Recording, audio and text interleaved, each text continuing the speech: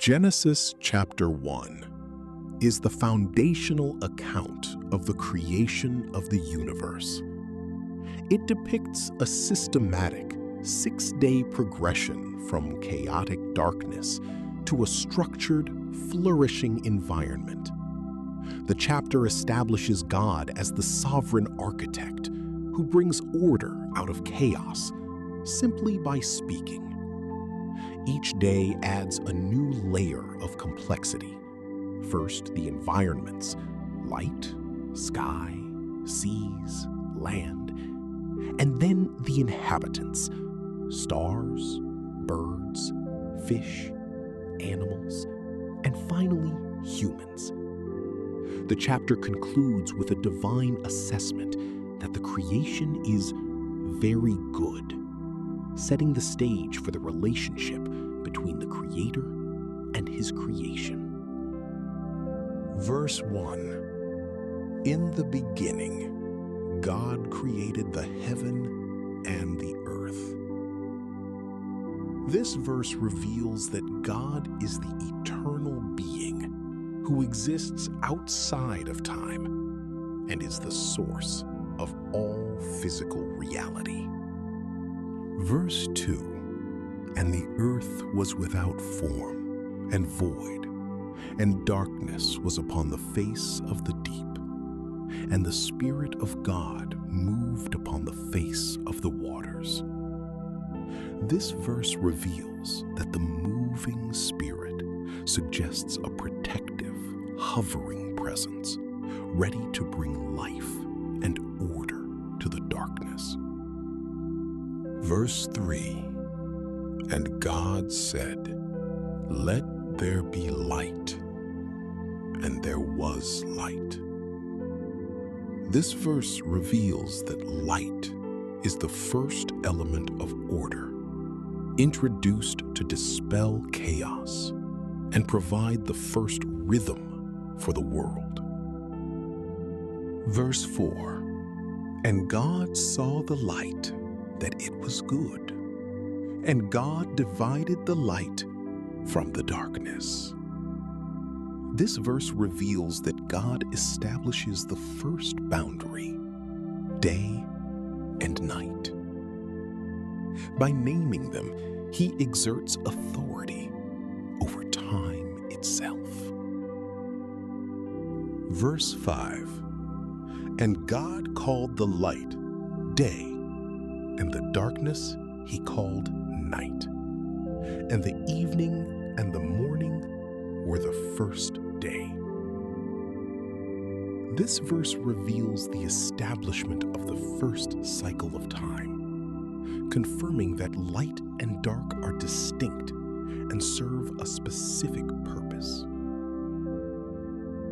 Verse 6. And God said, "Let there be a firmament in the midst of the waters, and let it divide the waters from the waters." This verse reveals the creation of a physical expanse to separate the water on the earth from the water in the atmosphere. Verse 7. And God made the firmament and divided the waters which were under the firmament from the waters which were above the firmament.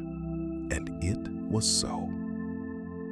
This verse reveals the physical execution of God's command, resulting in a structured environment ready for further development. Verse 8. And God called the firmament heaven, and the evening and the morning were the second day. This verse reveals the naming of the sky, identifying the second major domain of the physical world. Verse 9. And God said, "Let the waters under the heaven be gathered together unto one place, and let the dry land appear." And it was so. This verse reveals the separation of the seas from the earth, establishing the foundations for terrestrial life. Verse 10. And God called the dry land earth, and the gathering together of the waters called he seas. And God saw that it was good. This verse reveals that God defines the geography of the world and approves of the structural balance between land and water. Verse 11. And God said, "Let the earth bring forth grass, the herb yielding seed, and the fruit tree yielding fruit after his kind, whose seed is in itself upon the earth." And it was so. This verse reveals that the earth was designed to be productive and self-sustaining, capable of generating life and food. Verse 12. And the earth brought forth grass, and herb yielding seed after his kind, and the tree yielding fruit, whose seed was in itself after his kind. And God saw that it was good. This verse reveals the fulfillment of the command for vegetation, confirming that biological reproduction follows an orderly design. Verse 13. And the evening and the morning were the third day. This verse reveals the completion of the first half of the creation week, concluding the preparation of the earth's environment. Verse 14. And God said, "Let there be lights in the firmament of the heaven to divide the day from the night, and let them be for signs and for seasons and for days and years." This verse reveals that celestial bodies were created to serve as markers for time, seasons, and navigation. Verse 15. And let them be for lights in the firmament of the heaven, to give light upon the earth. And it was so. This verse reveals that the sun, moon, and stars serve the specific function of illuminating the physical world.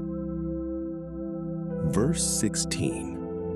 And God made two great lights, the greater light to rule the day, and the lesser light to rule the night. He made the stars also. This verse reveals the assignment of authority to the sun and moon to govern the different phases of the day. Verse 17.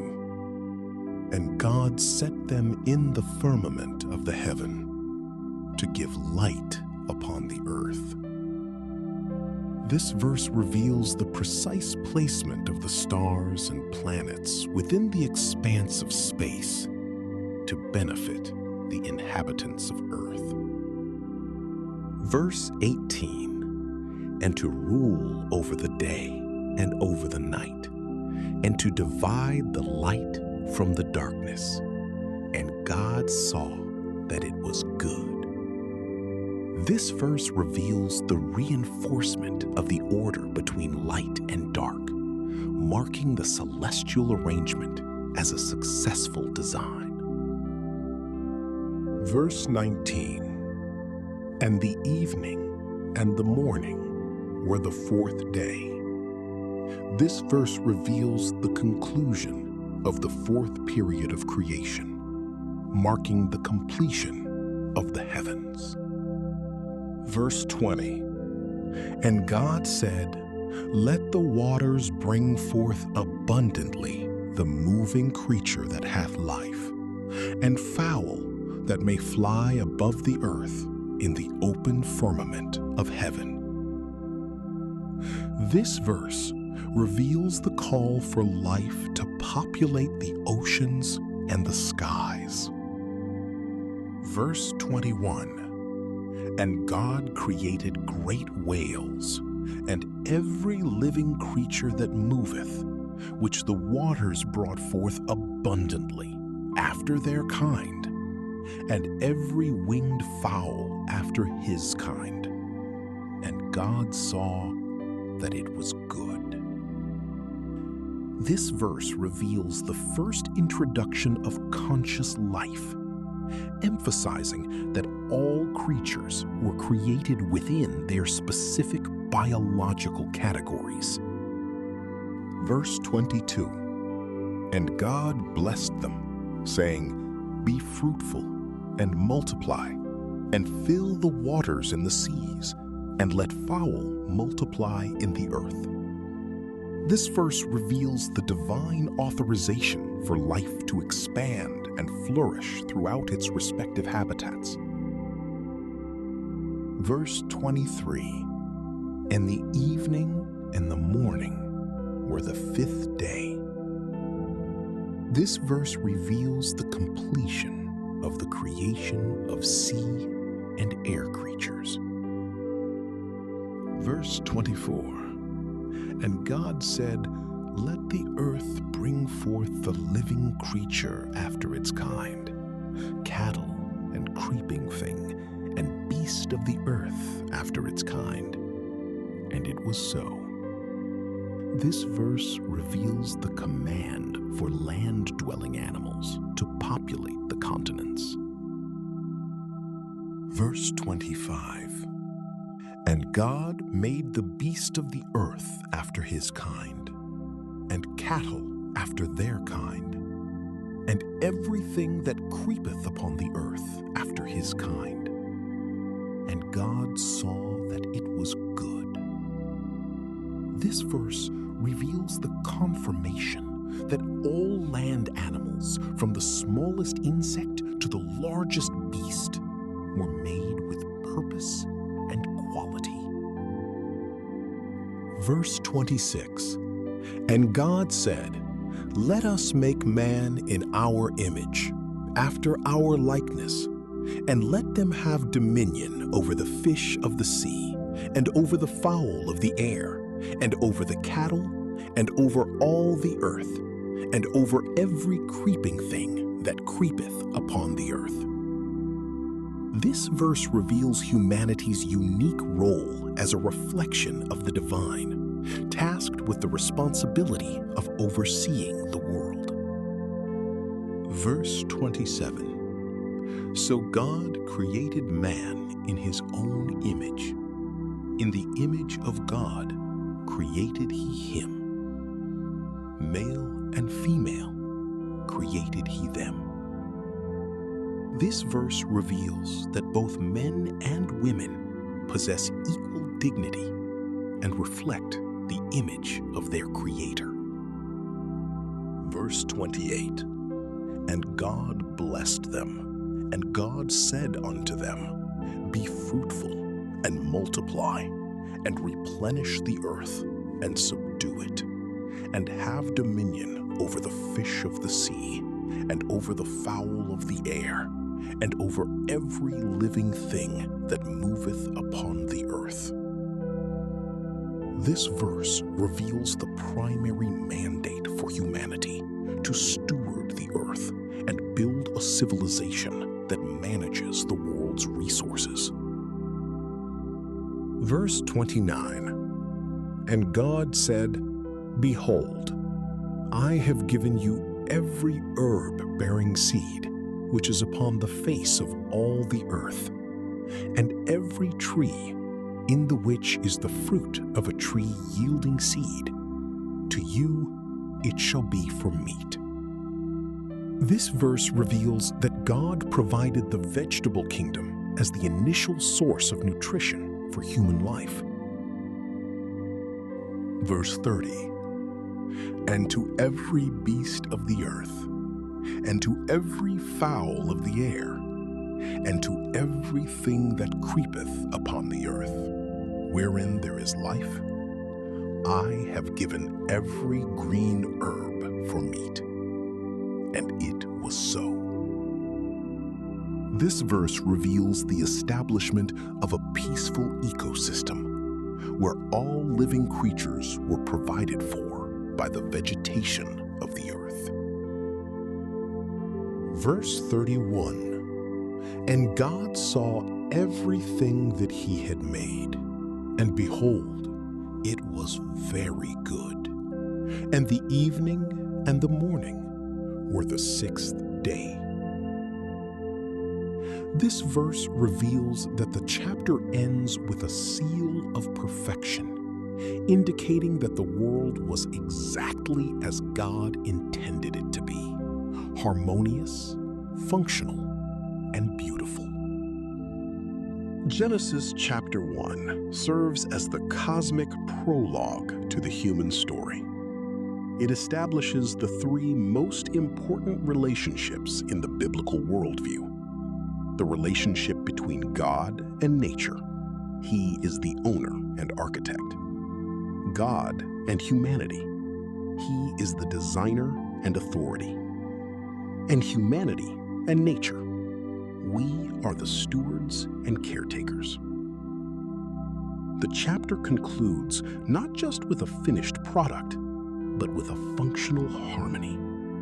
It presents a world where every creature has its place, every star has its path, and every human has a purpose. It is a declaration that the universe is not a lonely or meaningless place, but a carefully crafted home designed for life to flourish under divine care.